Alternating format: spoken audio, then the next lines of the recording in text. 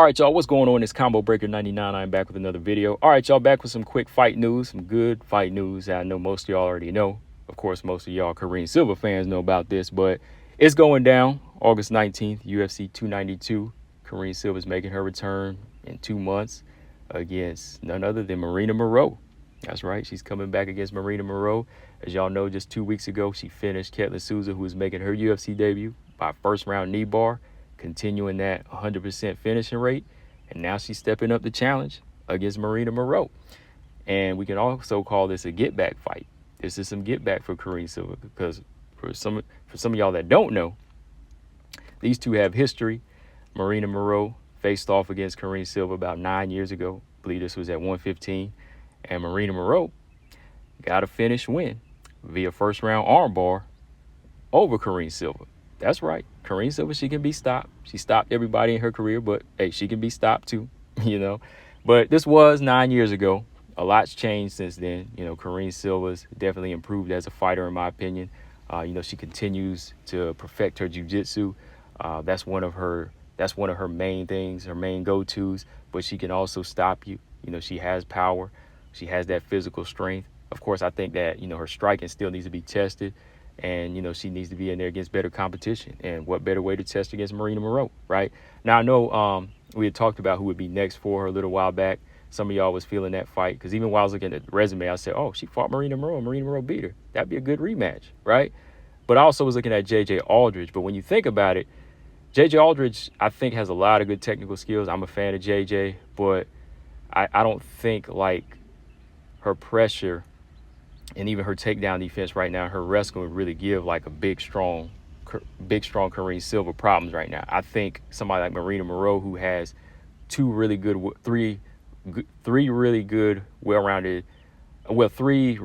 weapons to make her well-rounded, a test for Karine Silva. And that's her boxing, her wrestling, and even her takedown defense. All right, that's a technique right there. I believe her takedown defense and how she can neutralize a lot of these fighters' jiu-jitsu, I think that's a big plus right there for her. And that's going to be a big challenge for Karine Silva. So Karine Silva right away is going to have to use strategy. It's going to have to be setting traps in this type of fight. She's going to have to strike. She's going to have to make sure that she can land and keep Maryna Moroz off balance. She's going to have to learn how to counter. She's going to have to throw a lot of strikes in this fight to mask takedowns. Because, like I said, Maryna Moroz, she can stuff some takedowns now. She can stay on the outside and use lateral movement to outbox you, especially when fighters just want to put pressure on her, like Maryna Silva. Maryna Silva did cut up Maryna Moroz, I believe, like on the forehead in that fight like 3 years ago. So you can put pressure on her, but you got to be able to do it consistently, and you got to be able to stop her striking. So Karine Silva is going to have to stop the striking with her own jab, and she's going to have to cut that octagon off and keep relentless pressure on her. And like I said, the takedowns, they're going to have to be masked because Maryna Moroz, very good wrestler. She can neutralize it. Hey, she could probably repeat history if you get reckless in there, right? So looking at the resume here, just looking back at Maryna Moroz's resume, she's fought a lot of good fighters, but as of lately, she's been inactive. Some injuries, some OnlyFans work, and that's the thing about Maryna Moroz. Like, I give her a lot of crap sometimes for posting just a lot of skin pictures on IG because I'm a fight fan. I want to see her in there training. But when she does train, this girl trains. She's in there getting that work in. When she puts the UFC uniform on, she does show up to fight. I will give her that. When she takes it off, she's doing what she's doing, right? But when she puts the UFC uniform on, she can fight. She's a good boxer, good wrestler. Came up short against Jennifer Maia. I kind of figured Jennifer Maia would win that fight because Jennifer Maia is much more consistent with it. But Maryna Moroz still has a lot of good tools on this unranked level. She's beat Agapova with ease. They had history. They worked out same gym, right? American Top Team. She beat MBS, Sabina Mazo. She's lost to Angela Hill like way back and like Carla Esparza, but she handed JoJo her first loss. So, Maryna Moroz, she's been around the block in the UFC. She's been around. She's seen many different styles. So seeing somebody like Karine Silva won't really be like intimidating her because she already beat her before. But not just because of that, it's also because she's faced many different types of pressure, right? So Karine Silva, she's going to have to do everything in her power, to break Maryna Moroz in this fight. right? She's not going to scare Maryna Moroz. She's going to have to break her. You know, she's going to have to break that will, out grapple, out wrestle, shut down her volume, her striking volume, keep her on the back foot, you know, just take her off of her feet as far as just having her footwork mixed up so she can't land any counter shots on her, and just stay in her chest in this type of fight. Because really the boxing game, that'll be Maryna Moroz. So going into this fight, I believe Karine Silva's definitely got to make sure that she's worked on her form and she can close distance, not be in there, don't be in there shadow boxing. You know, she's got to connect. You know, she's got to connect with, you know, kicks or whatever she can, you know, to get that respect early on here. All right.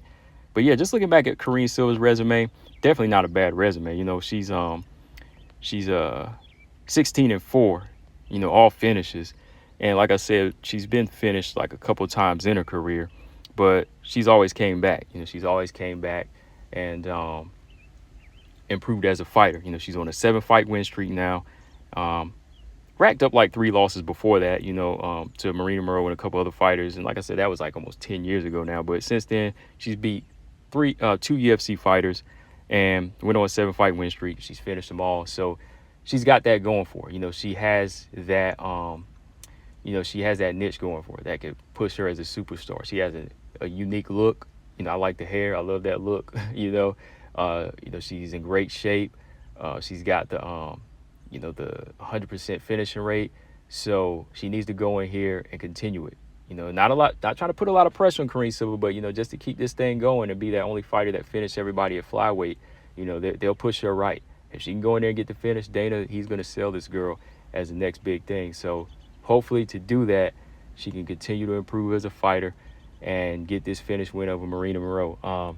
Now, I'm not saying that I want to see Maryna Moroz crushed or crumble like that, like I hate her or anything. No, but like, I think right now, the better look for the division is Karine Silva. You know, I think Maryna Moroz, she just fights so far in between. Like, the Maryna Silva fight was 3 years ago.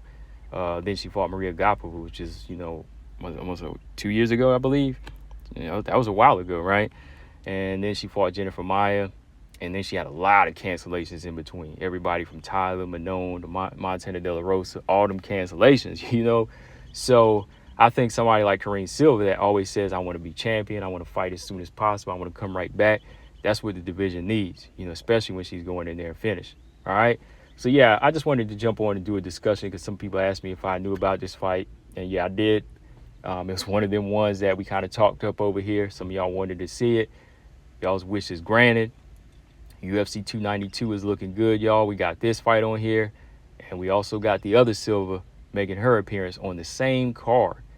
And that card is also packing Wayley Lamos, y'all. So Fight Companion is definitely going to be in effect for that card, for sure, for sure. But we're going to talk more about these fights, guys, in other videos. If y'all got some questions, you know, about this particular fight, ask them in the comment section, and I'll do a video on it for y'all.